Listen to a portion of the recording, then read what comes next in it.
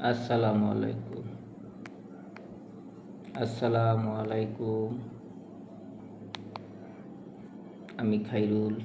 বারবার লাইভে আসতেছি, কিন্তু আপনারা আমার কথা শোনেন না, সেজন্য সমস্যা। আপনারা নিজেরাই ক্ষতিগ্রস্ত হবেন। আমি চাই না যে আপনারা ক্ষতিগ্রস্ত হন। আমি চাই না যে আপনারা ক্ষতিগ্রস্ত হন। আপনারা ক্ষতিগ্রস্ত হইলে আমার এটা একটা দায় চলে আসে, কারণ আমি যেহেতু একজন আপনাদের প্রিয় লোক। স্টুডেন্টরা, বিশেষ করে স্টুডেন্টরা আমার কথা শোনে না। দুই ধরনের স্টুডেন্টরা আমার কথা শোনে, যারা লেখাপড়ায় আছে এবং যারা লেখাপড়া সাইডে দিয়ে কাজে কামে লাগছে অথবা বেকার ঘোরাফেরা করছে, বিদেশ যাওয়ার জন্য দৌড়াদৌড়ি করতেছে, তারা আমার কথা শোনে না। কিন্তু তারা কিন্তু একটা বিপদে পড়ার সম্ভাবনা আছে। আমি চাই না যে আপনারা একটা বিপদে পড়েন।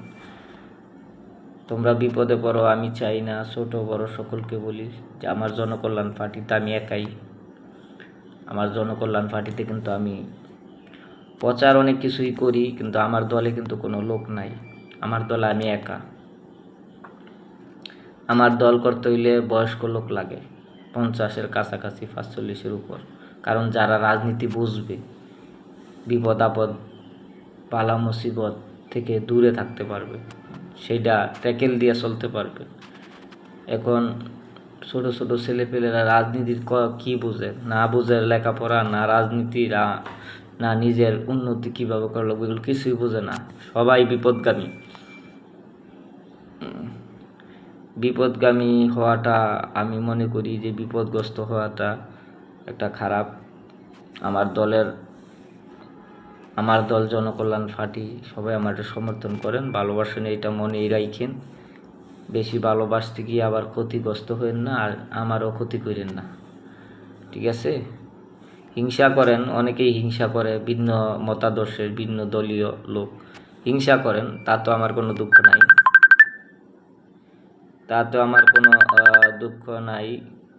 কিন্তু আমাকে কেউ ফোনও দিয়েন না। ফোন দিয়ে এত যোগাযোগের দরকার কি? আপনারা লেখাপড়া করেন, কাজকাম শিখেন, কাজকাম করেন, নিজের উন্নতি করেন। আমারও ফোন দিয়ে আপনার লাভ কি? কিন্তু আপনাকে পথ দিব না, ঠিক আছে? আর রাজনীতি এখন জটিল। হিংসা, রাজনীতি মানে হিংসা ঢুকিয়া গেল, সন্ত্রাস ঢুকিয়া গেল নিজের ভিতরে। কারণ সবাই খালি ক্ষতি করে, রাজনীতিতে উপকার কেউ কারো করে না। মানুষ খালি ক্ষতি করে একজন আরেকজন। আমি তো এটা ভাই মাইনে নিব না। ক্ষতিগ্রস্ত নিজেরাই হইবেন। অন্যের ক্ষতি করতে গেলে দেখা যাচ্ছে অন্যের আপনি 5 কদম পানিতে নামাইতে গিয়ে আপনি 2 কদম তো নামতেইব। তো এখন এইসব মানুষের চিন্তার ভিতরে হলো শয়তানি। এই শয়তানি নিজেকেই ক্ষতিগ্রস্ত করে, অন্যকে করে না। আমারও তো কেউ কোনো ক্ষতি করতে পারবেন না, তারপর নিজেকেই ক্ষতিগ্রস্ত হইবেন রাজনীতি করতে গিয়া। আমি চাই না যে আপনারা আমার রাজনীতি করতে গিয়ে ক্ষতিগ্রস্ত হন। আর আমিও তো তেমন কোনো বড় কোনো নেতা না যে আপনাদের অনেক উপকারে আসবো, বিপদ আপদে থাকতে পারবো। হয়তো আমি সবার সমর্থন পাই, সবাই ভালোবাসে, আমারে খুব পছন্দ করে। পছন্দ এক জিনিস, কর্ম আরেক জিনিস। রাজনীতি ভালো না। রাজনীতি হলো ক্ষতি, নিজের ক্ষতি। আপনি 5টা লোকের উপকার করতে পারবেন, কিন্তু নিজের ক্ষতি মান্য নিতে হয়ে যায় নিজের ক্ষতি। আবার অনেক সময় যার উপকার করবেন তারও ক্ষতি হয়ে যায়, ঠিক আছে? অনেক সময় তার ক্ষতি হয়ে যায়, কিছু করার নাই। আর আমার সারা বাংলাদেশ কেউ যদি বলে যে আমার দল করে, আপনারা সোজা বলে দিবেন যে না, খায়রুল ভাইয়ের দল এখন বন আছে। কোনো দলে যাকে নিয়োগ দিছি কেউ নাই এখন, সব ভাত। নিজে নিজেই নিয়োগ দেয়, নিজে নিজে আমার ছবি ব্যবহার করে নিজে নিজেই পোস্ট দেয়, নিজে নিজেই লাইভ করে। এখন দেখতেছি যে বিদেশেও আমার কোনো কমিটি নাই। বিদেশে খালি নাসির আলম,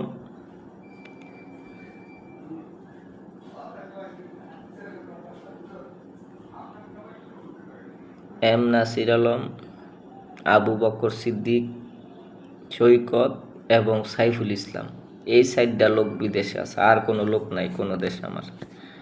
সমর্থক অভাব নাই, সমর্থন তো আপনার যে কেউ করতে পারে। সমর্থন করাটা আর দলীয় নেতাকর্মী হওয়াটা এক না। দলীয় নেতাকর্মী হইলে ওই বিপদ, ঠিক আছে। আর আমাকে যারা থ্রেট দিতেছেন, আমাকে থ্রেট দিতেছেন না, নিজে ক্ষতিগ্রস্ত হইতেছেন, ঠিক আছে। নিজে ক্ষতিগ্রস্ত হবেন না।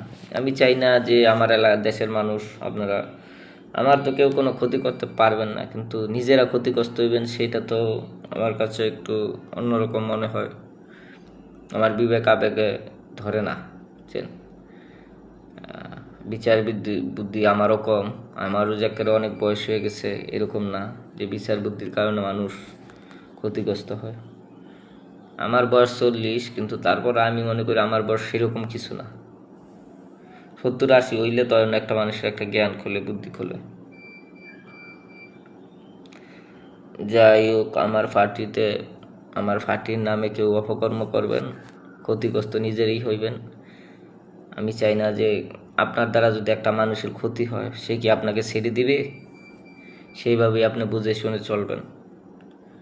আমার দ্বারা যদি আপনি ক্ষতিগ্রস্ত না, আপনি কি আমার ছেড়ে দিবেন?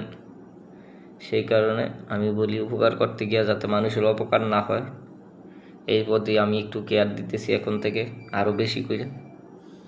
আর রাজনীতিটা একটু কমায় দিতে হবে। আর রাজনীতি সাইডা দিয়েও তো পারি না। আমি 20 বছর 2টা ফুটপাতে ঘুমাই, হাইকোর্ট, মাজার, স্টেডিয়াম, ঠিক আছে। তাই 20 বছর ঘুমাই দেখেই তো, ফুটপাতে ঘুমাই দেখেও তো বুঝি যে মানুষের কষ্টটা কি। এই জন্য আপনাদের বুঝাই যে আপনারা ক্ষতিগ্রস্ত হবেন না, রাজনীতি থেকে একটু দূরে থাকাই ভালো। কাজ কাম করেন, লেখাপড়া করেন, প্রবাসে যান, নিজের জীবনকে সুন্দর করেন, বউ ছেলে পেলে, বাবা মা, ভাই বোন, ছোট ভাই, বড় ভাই, সবাই নিয়ে সুন্দর জীবন করার জন্য আল্লাহর কাছে দোয়া করবেন। চাইলেও আপনি পারবেন না। আল্লাহ যদি আপনাকে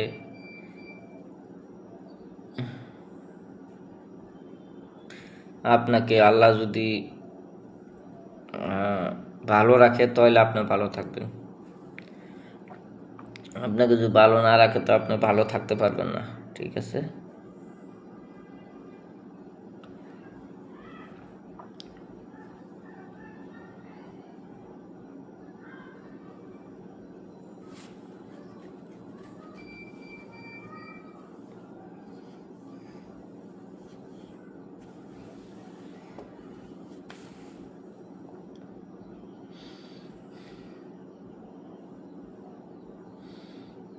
আবারও বলি যে আমার দল করতে গিয়ে ক্ষতিগ্রস্ত হইলে এটার দায়ভার তো আমি নিতে পারবো না।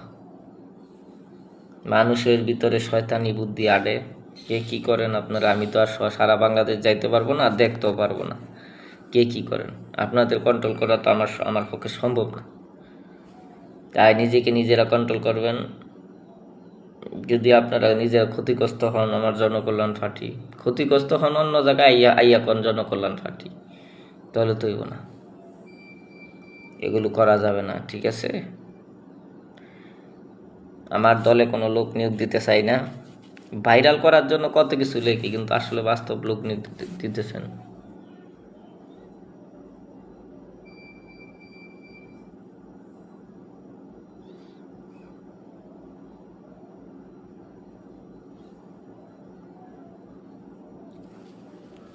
আচ্ছা, সবাই ভালো থাকবেন।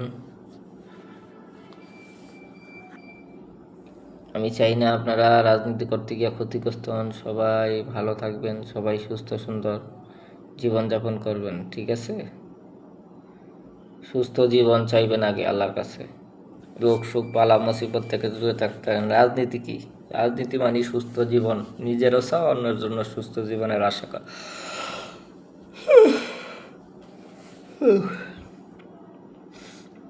ভালো থাকেন ভাই,